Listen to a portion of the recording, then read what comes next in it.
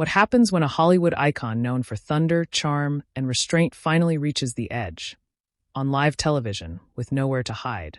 Before we go any further, take a second, subscribe to Stage View, hit like, and drop a comment right now, because what you're about to hear isn't just another celebrity interview. It's a slow-burning collision you won't see coming. The studio lights of The View were too bright that morning, the kind of brightness that flattened faces and left nowhere for shadows, or secrets, to hide. The audience buzzed with that low, anticipatory hum, a mix of applause, whispers, and the soft rustle of cue cards. This was supposed to be easy, promotional, predictable. Another charming A-list appearance before lunch. And then Chris Hemsworth walked out. He smiled, because that's what he always did. The wide, practiced grin that had sold billions at the box office. The grin that told the world, relaxed, grateful, grounded. He waved to the crowd, nodded at the hosts, took his seat. From the outside, everything looked perfect. Inside, though, something was already tightening. Chris adjusted himself in the chair, long legs folding carefully, hands clasped loosely in front of him.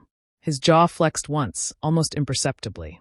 He had done thousands of interviews, junkets, late nights, red carpets, press tours across continents. He knew the rhythm. Joke here. Anecdote there. Smile. Laugh. Exit. But live TV is a different beast. Across the table sat Sunny Hostin, composed as ever, posture straight, expression unreadable in that precise way that suggested intellect sharpened by years of debate. She glanced at her notes, then up at Chris, her eyes holding just a fraction longer than necessary. Not hostile. Not warm either. Curious. Evaluating. The opening minutes flowed smoothly. Laughter rippled as Chris joked about juggling family life with filming schedules, about his kids teasing him over his accent, about how surreal it felt to still be that guy with the hammer to so many people. The audience loved it. Applause came easily. Sunny smiled too, but it didn't quite reach her eyes. The conversation pivoted. It always does.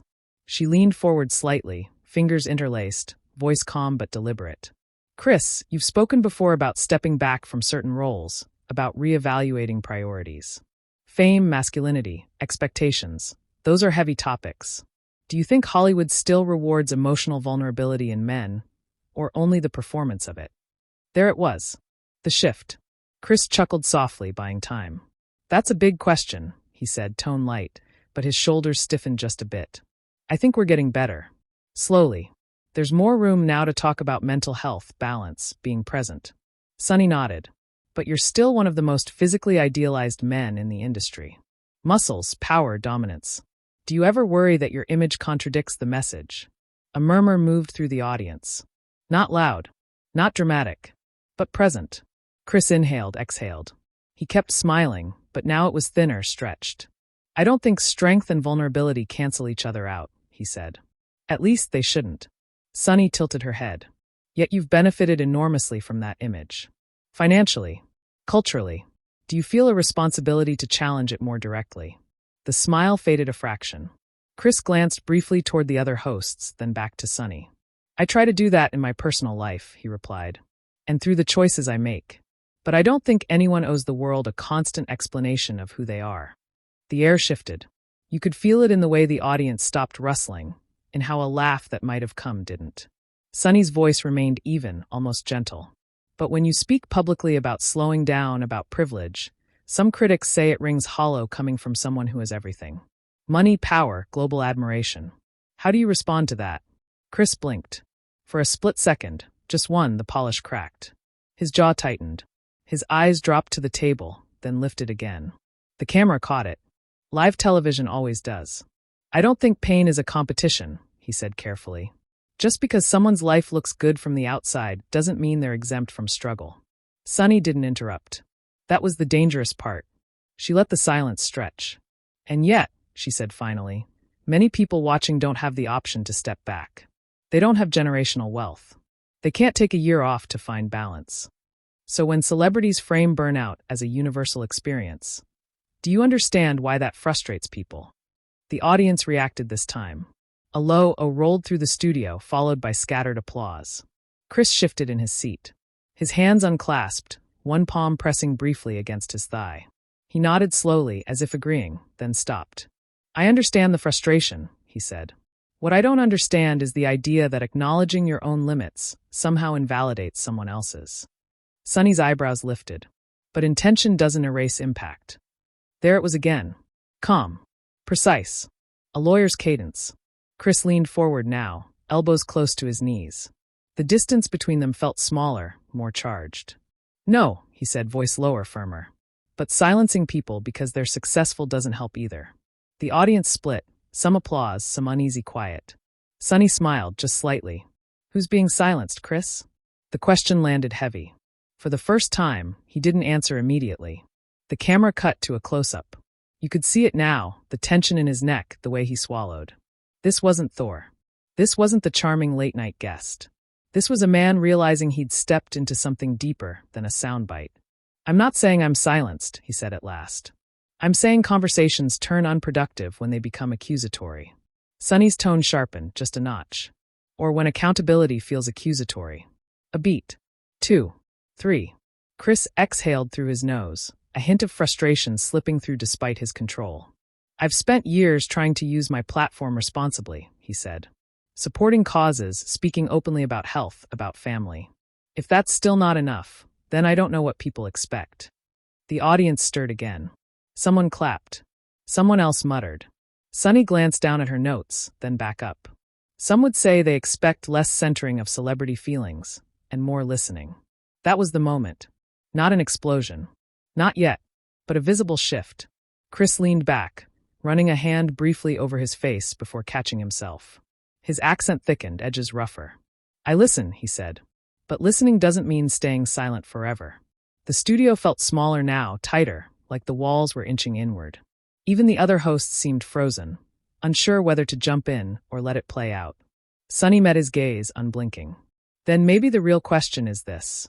Are you comfortable being uncomfortable on behalf of people who don't get your microphone? The silence after that was deafening. Chris opened his mouth. Closed it. Opened it again. For the first time since he'd sat down, there was no smile at all. And somewhere between the cameras, the lights, and the millions watching at home, the breaking point loomed, closer than anyone realized. The silence didn't break on its own. It had to be nudged back into motion by nervous laughter from somewhere in the crowd, a reflex more than a reaction. Chris heard it, but he didn't look up. His eyes stayed fixed on the table for a beat longer than television etiquette allowed. Inside him, something old stirred. Not anger, not yet, but that familiar tightening that came when patience was being mistaken for weakness. Sunny waited. She didn't rush him. That, more than anything, made it harder. Chris finally lifted his head. Discomfort isn't the problem, he said, voice steady but stripped of warmth. I've been uncomfortable plenty of times in my life. Before fame. After it. The issue is when discomfort becomes a performance demanded of you.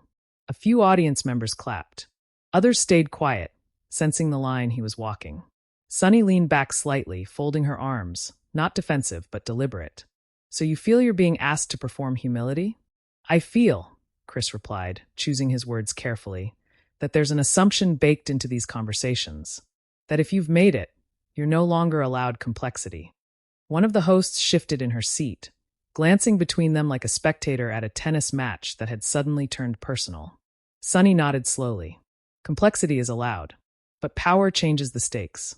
When you speak, it lands differently. Chris gave a small, humorless smile. I'm aware. Every day. The camera caught the faint flicker in his eyes. Fatigue, maybe. Or frustration he'd learned to keep tucked away behind red carpet charm. Sunny pressed on. Then let me ask you this. When you talk about stepping back, about burnout, who do you imagine is hearing that message? Chris hesitated. Not because he didn't have an answer, but because he had too many. Anyone who feels overwhelmed, he said. Anyone who's been running on empty. I don't think that feeling belongs to one tax bracket. A ripple moved through the audience again, approval mixed with skepticism. Sunny tilted her head. But when someone working 2 jobs hears that, do you think they feel seen or dismissed? Chris inhaled deeply. This was the edge now. He could feel it. The place where every response risked becoming a headline. I can't control how everyone receives my words, he said, a hint of steel creeping in. What I can control is honesty. And pretending I'm immune to stress because I'm successful would be dishonest. Sunny's voice softened, but her gaze didn't. No one's asking you to pretend. They're asking you to contextualize. The word hung there. Contextualize. Academic. Precise. Cutting. Chris leaned forward again, elbows on knees, hands clasped tight enough that his knuckles whitened. I do contextualize, he said. Constantly. But there's a point where it starts to feel like no amount of acknowledgement is sufficient unless I preface every sentence with an apology for my existence. That landed. The audience reacted more strongly this time. Gasps, applause, murmurs colliding in the air. One woman in the front row nodded vigorously. Another shook her head. Sunny's eyebrows lifted. That's an interesting way to frame it. Chris met her eyes. It's how it feels. For a moment, neither spoke. The pause stretched, heavy and uncomfortable. Live television thrives on momentum, and this was momentum's enemy. Sunny broke it first. Feelings matter, she said. But so does perspective. And for many people, hearing wealthy celebrities talk about hardship can feel like tone deafness, not honesty. Chris exhaled sharply, then stopped himself. He straightened, shoulders squaring, posture shifting from conversational to guarded. I think it's dangerous, he said, to decide whose pain is valid based on their bank account. A smattering of applause followed. Louder this time. Sunny didn't raise her voice. She didn't need to. And I think it's dangerous, she replied, to equate critique with invalidation. Chris opened his mouth, then paused. You could see him recalibrating, trying to pull back from the brink. He glanced briefly toward the audience, then back at Sunny. Look, he said slower now. I'm not here to argue semantics. I came to talk about my work, my family, my choices. I'm happy to discuss responsibility. But I won't accept the idea that I should stay quiet because my life doesn't look like everyone else's. The studio felt electric. Even the cameras seemed to lean in. Sunny held his gaze. No one asked you to stay quiet. Chris smiled again, but this time it didn't reach his eyes at all. It's implied more often than you might think. One of the other hosts cleared her throat, attempting to interject, but Sunny lifted a hand gently, eyes never leaving Chris. Then maybe, Sunny said, the discomfort you're feeling isn't about being silenced, but about being challenged. There it was. Clean. Precise. Surgical. Chris leaned back, running his tongue briefly along his teeth, a tell he didn't even realize he had. I've been challenged my whole career, he said. Physically. Professionally. Personally. Challenge isn't new to me.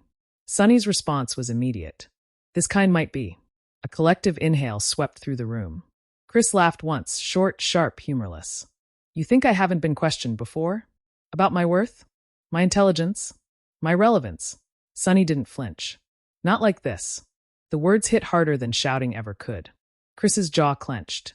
For a second, it looked like he might snap back, let the frustration spill unchecked. Instead, he closed his eyes briefly, grounding himself. When he spoke again, his voice was lower, quieter, but no less intense. I respect what you're saying, he said. I really do. But respect goes both ways. And right now, it feels less like a conversation and more like a cross-examination. The audience reacted audibly to that, some cheering, some groaning.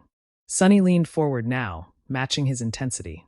Accountability often feels like that to people who aren't used to it. That did it.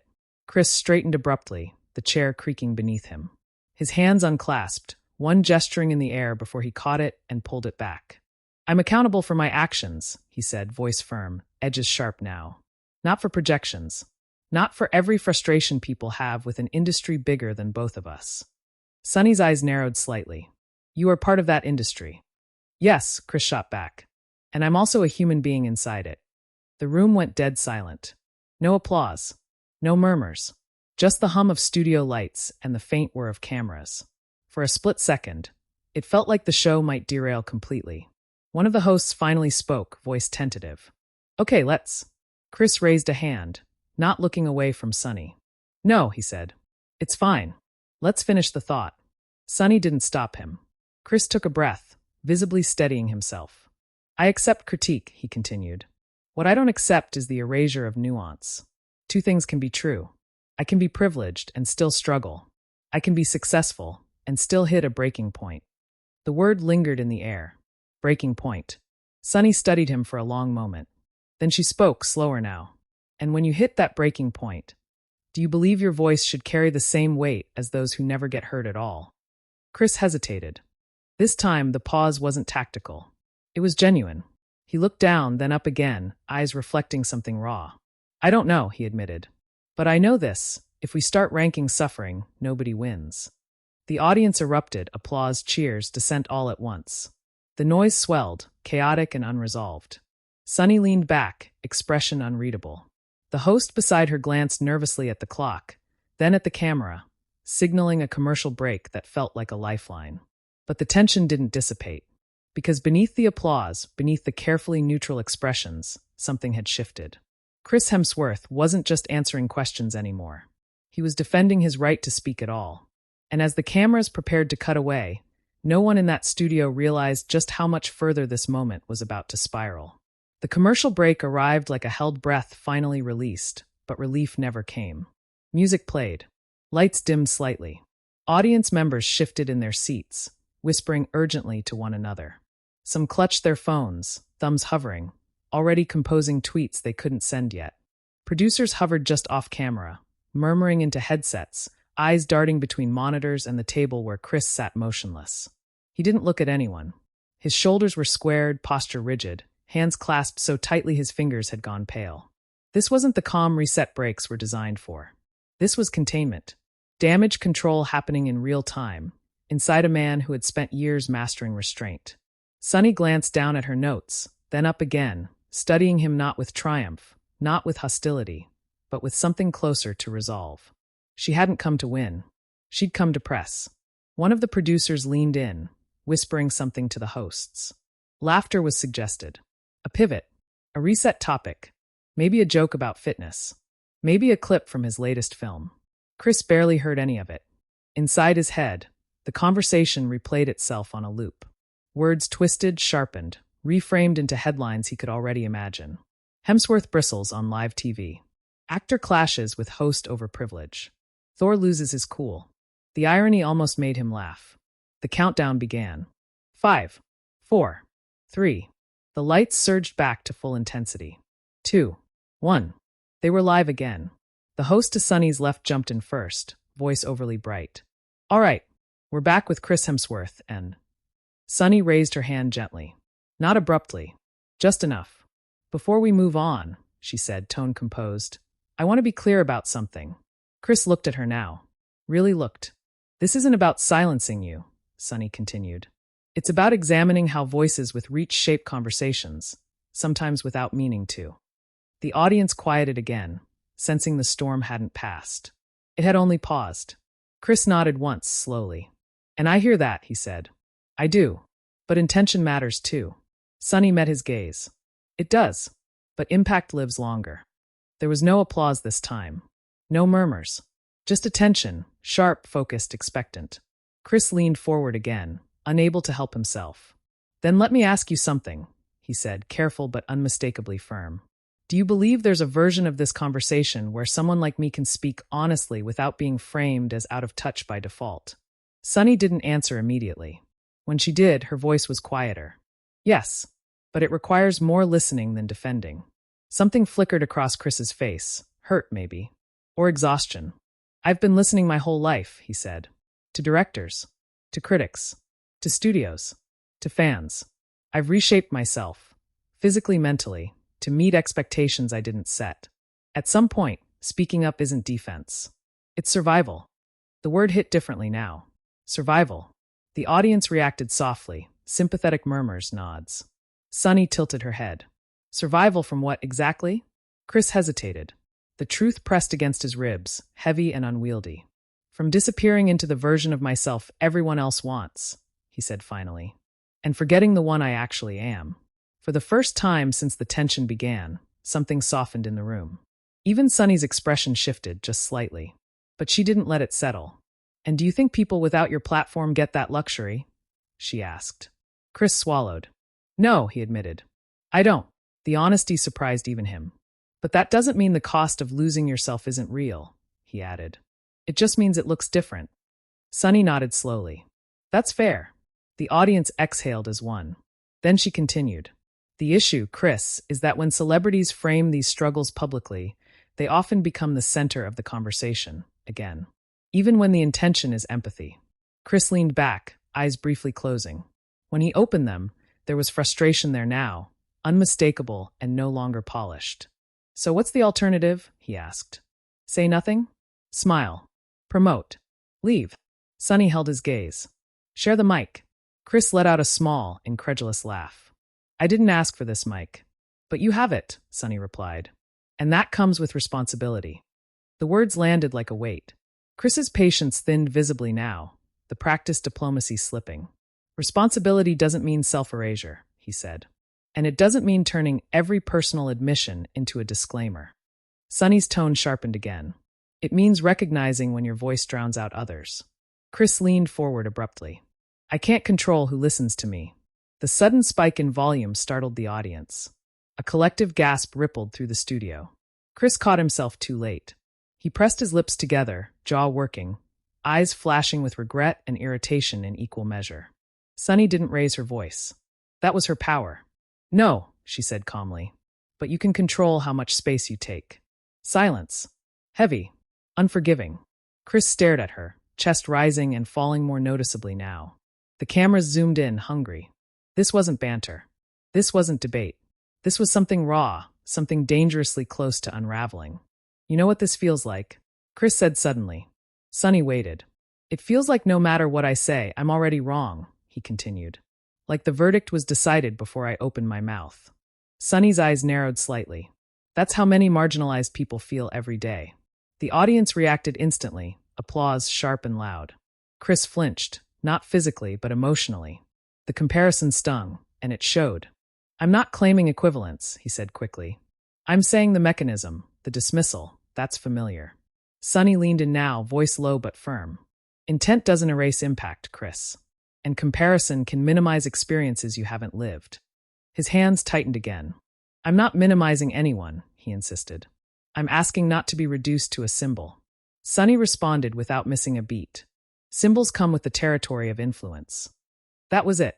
Chris pushed back in his chair slightly, the legs scraping audibly against the studio floor. The sound echoed louder than it should have. For years, he said, voice strained now, I've played roles that fit expectations. Strong, silent, reliable. I finally speak honestly about struggling, and suddenly that honesty is a problem. Sunny didn't look away. It's not the honesty. It's the framing. Chris shook his head, frustration spilling over. You keep saying that like it's obvious. Like there's a script I'm supposed to follow. Sunny's reply was immediate. There is a script. Society wrote it. And you benefit from it. The audience erupted, applause colliding with boos, the room fracturing audibly. Chris stood up. Not fully, just halfway, hands braced on the arms of the chair. But the movement alone sent shockwaves through the studio. Hosts froze. Producers leaned forward in panic. Chris realized what he'd done and sank back down, breathing hard. His face had flushed now, the calm gone entirely. I'm still here, he said, voice low and intense. I didn't walk out. I didn't shut down. I'm engaging. What more do you want from me? Sunny studied him for a long moment. Then she spoke, softer than before. I want you to hear that this conversation isn't an attack, she said. It's an invitation. Chris laughed bitterly. It doesn't feel like one. Growth rarely does, Sunny replied. The room was electric now, tension humming under every breath. Even the other hosts seemed unsure whether to step in or step back. Chris rubbed his temples briefly, then dropped his hands. His voice, when he spoke again, was quieter, but edged with something dangerously close to breaking. I came here to be open, he said. I didn't expect to feel like I had to defend my right to exist in the conversation. Sunny met his eyes, unwavering. And many people watching feel like they never get that right at all. The words hung between them, unresolved, heavy. The host at the end of the table finally spoke, voice trembling slightly. We're going to take another quick break. The music swelled again, louder this time, almost aggressive in its cheerfulness. As the cameras pulled back, the audience buzzed with urgent whispers. Phones came out despite the rules. The moment had already escaped the studio.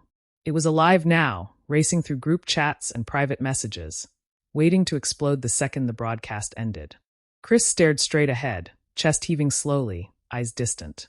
Sunny sat back in her chair, composed, hands folded neatly, expression calm, but resolute.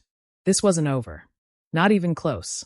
Because when they came back for the final segment, the question wouldn't be about privilege or platform anymore. It would be about whether Chris Hemsworth could hold himself together.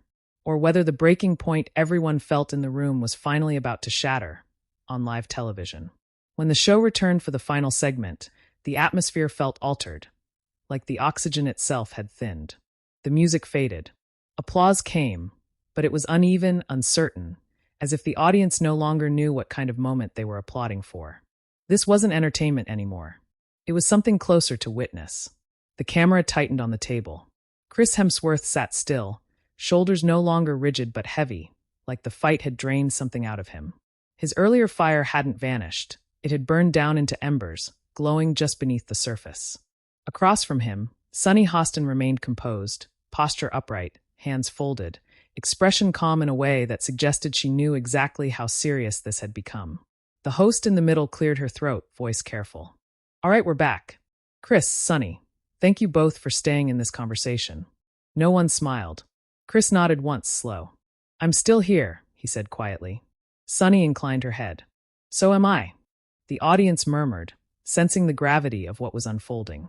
Millions at home leaned closer to their screens. The host tried to steer them toward closure. Chris, before we wrap up, is there anything you want viewers to understand after everything that's been said today? The camera moved in on him. No music. No buffer. Just his face. Chris took a breath that seemed to come from somewhere deep in his chest. When he spoke, his voice was stripped of polish, accent heavier, words less rehearsed. I want people to know that I'm not asking for sympathy, he said. I'm asking for room. Room to be honest without being assumed dishonest. Room to admit I'm human without that humanity being measured against someone else's suffering. He paused, eyes flicking briefly toward the audience, then back. I know I'm privileged. I don't deny it. But privilege doesn't turn you into a mannequin. You still feel pressure. You still lose yourself sometimes. And when you finally say that out loud, it shouldn't automatically be treated as a crime. A hush fell over the studio. Even Sunny seemed to consider her words more carefully now. She nodded once. I hear that, she said. And I don't doubt your sincerity. Chris looked at her, surprised. But, she continued, I also want viewers to understand something. When you speak, your words travel further than you can see. They land on people whose lives look nothing like yours. Responsibility isn't punishment, it's awareness. The audience responded with strong applause, louder than before. Chris absorbed it, jaw tightening, then loosening. I can accept that, he said. What I struggle with is the idea that awareness means silence. Sunny met his eyes. It doesn't. It means amplification. Another wave of applause. Chris leaned back, staring at the ceiling lights for a second, blinking rapidly.